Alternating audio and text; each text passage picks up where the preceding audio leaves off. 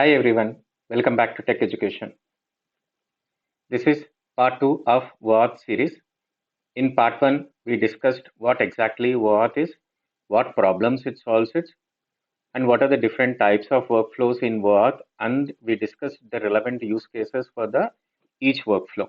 In this video, I'll be simulating a real-world use case where two backend services communicate directly using the OAuth client credentials flow without involving any user interaction. Client credentials grant. This is used for scenarios that requires server-to-server communication. Server-to-server communication means a backend service or client directly authenticates with an authorization server using its client ID and secret to get an access token without user involvement. This is the client credentials grant flow. The application, which is nothing but the third-party application, will communicate with the authorization server by passing the client ID and secret. The authorization server will validate the client ID and secret. If it is valid, it will return the access token to the client. The client will use this access token and make a request to the resource server. The resource server will authenticate this access token, and if it is valid, it will send the data back to the client. Let's implement this particular workflow in the real time. Consider a use case where you wanted to expose patient data to multiple vendors. You have a couple of requirements for this scenario. First thing is, whatever the data you are exposing via this particular API, this should be secure. Second thing is, you don't want to give complete access to all the vendors. You wanted to have a restricted access. Maybe for first vendor, you wanted to give only read access. For the second vendor, it could be only write permissions. And for the third vendor, it should be a combination of both. And the final requirement is you wanted to have a separate client credentials for each vendor. You don't want to share the credentials across the vendors. It should be unique for each vendor. For this scenario, the clients will make an authorization request by passing client ID and secret. In our case, we are using Azure as an IDP provider. It will validate this ID and secret and returns the access token. The clients will send the access token to the patient data web API. This is our .NET Core web API. This will validate the token, and it will, if it is valid, it will return the protected resources to the client. If you notice here, the communication can happen from, it could be a web application or a mobile application, or even it could be from the API to API also. Now let's look at the sequence diagram and understand the different objects and their interaction. The client will make a request to the token endpoint by passing ID and secret. If it is valid, this particular endpoint will return the token to the client. The client will invoke the web API using the access token, and the web API will validate the token. It will send the data back to the client. In this demo, we will perform all these steps. First step is we will register two apps in Azure AD. One is for resource, that is nothing but our patient data web API, which will be exposing it to the vendor.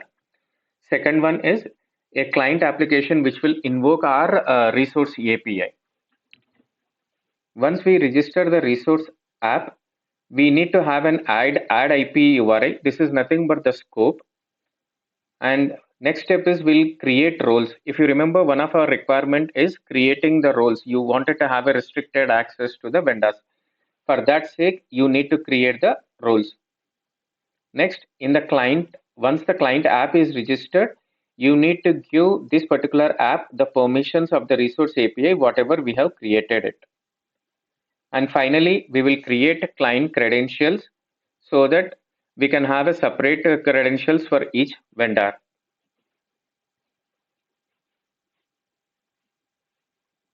Let's create or register the apps in the Azure AD. Under app registrations, new registration, we call it as a patient resource API. Redirect URI. Once authentication is done, you wanted to send it to which endpoint. So we will be giving our localhost endpoint over here because we will be testing it from there.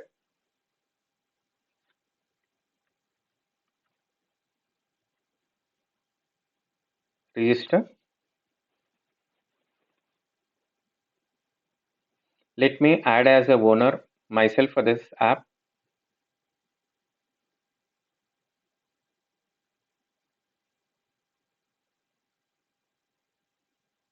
Next thing is we need to expose as an API. That is nothing but we are creating an app ID URI for this, which will add it. Let's define the roles for this particular API. First is like reader permissions or reader role.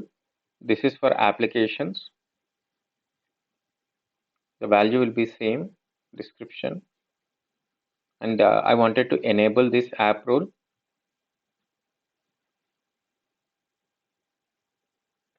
Next app is we'll say like writer, where your third party application can send data back to your API.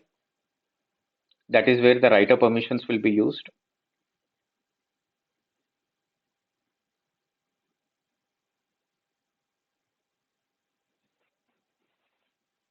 So we perform three steps. We register the resource API. We added the owners. Third thing is we created app roles and we exposed it as an API. Adding it as a owner is an optional step. And of course, even roles also, because for our requirement, we wanted to have a restricted access.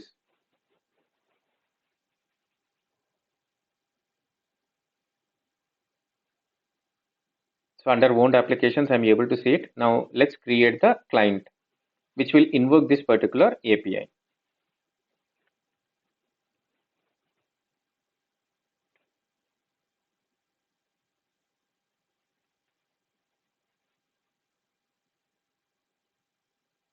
We created it, and now we need to give permissions for this particular, the API, whatever we have created it earlier.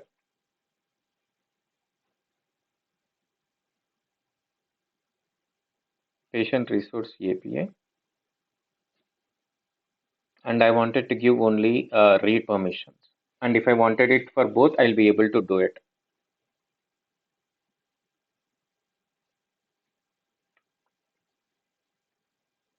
We need to give admin consent for this. Since I am the admin for this particular tenant, I'll be able to directly give it.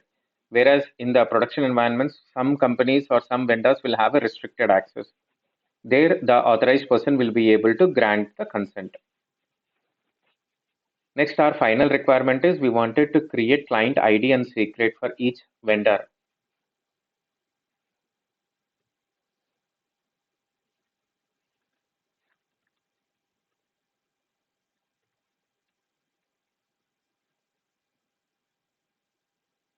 This will expire in 180 days, and you have multiple options over here.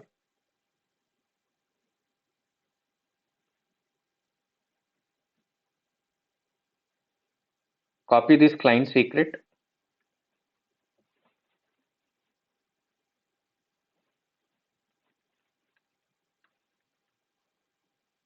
And we need the client ID as well. Client ID is nothing but application ID.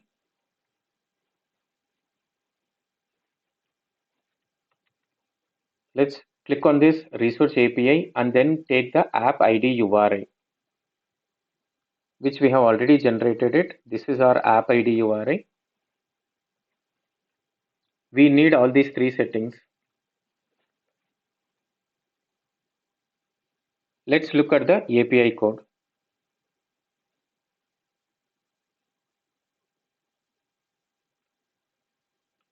This is the patient controller. This is what we are planning to expose it. Since it's a demo, I hard coded some values. In the real time, this will be from the database or it could be from API. This is the structure of the patient where I'll be having the patient ID, name, age, and the condition. I have exposed to three things. One is like get patient demographic information, which will return me the list of the patients. Second one is get lab reports. Third one is the update patient. This particular method will be used for the role-based access where we can give write permissions. The third-party application or the vendor application can update the data back to our system. And to enable authentication, we need to do a couple of setting changes. This is the important piece of code which will configure your authorizations. If you see this here we are adding authentication. This adds JWT bearer authentication to our web API, which means the app will expect bearer token in the authorization header of the incoming request.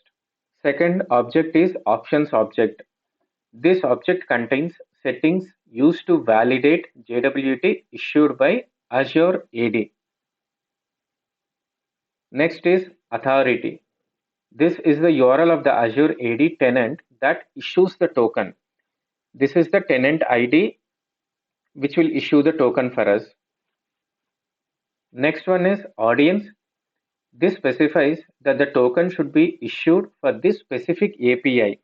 This is the same thing. If you remember, I said like this is for scope, app ID URI of the resource API which we took it. That is nothing but this, and it will be prefixed with the API. And the final option is requires HTTP metadata. This setting controls whether HTTP is required for communication between the app and the Azure AD. Since it's a demo, I made it as false, whereas in the production, this will be true.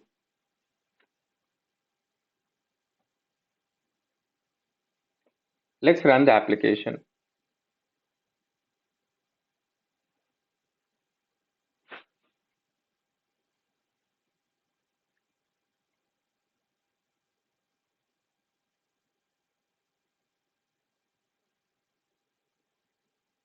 Let's invoke this.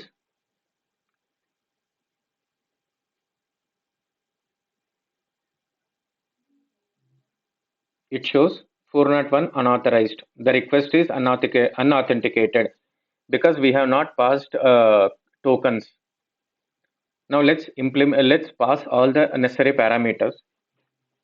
The first one is under authorization. You're supposed to select OAuth 2.0 as we are using the same. This is bearer token which we will be using it. Now this is the configuration we need to do it to get the token. Configure token. This is the name of the token. And our grant type is client credentials. We need to get this access token URL. This token URL, you will get it from the endpoint in Azure. So this is the resource API. If you click on endpoints,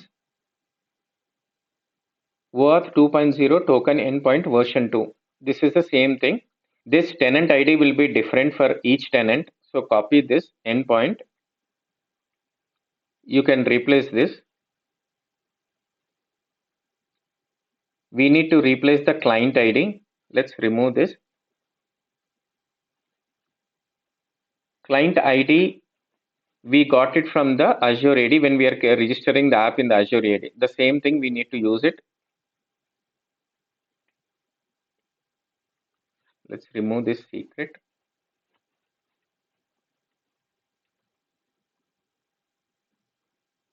This is the scope. We need to replace with the correct values.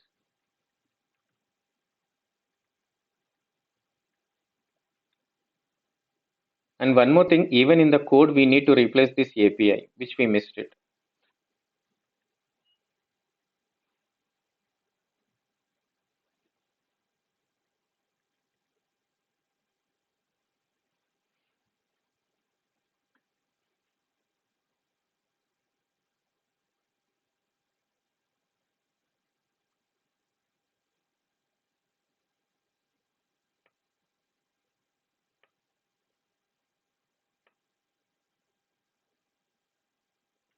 Get new access token, authentication complete.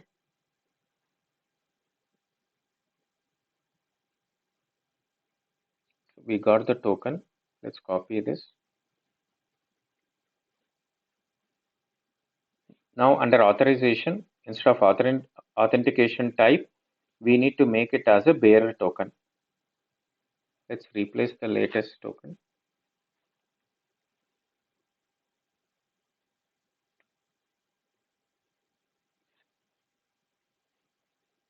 Click on send.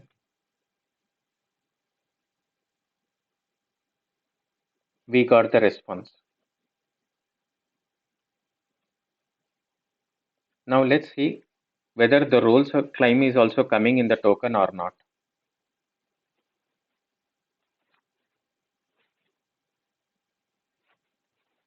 So this is the token which we got it. If you see here, we have assigned the roles. Since this particular client has reader permissions, we are getting the same.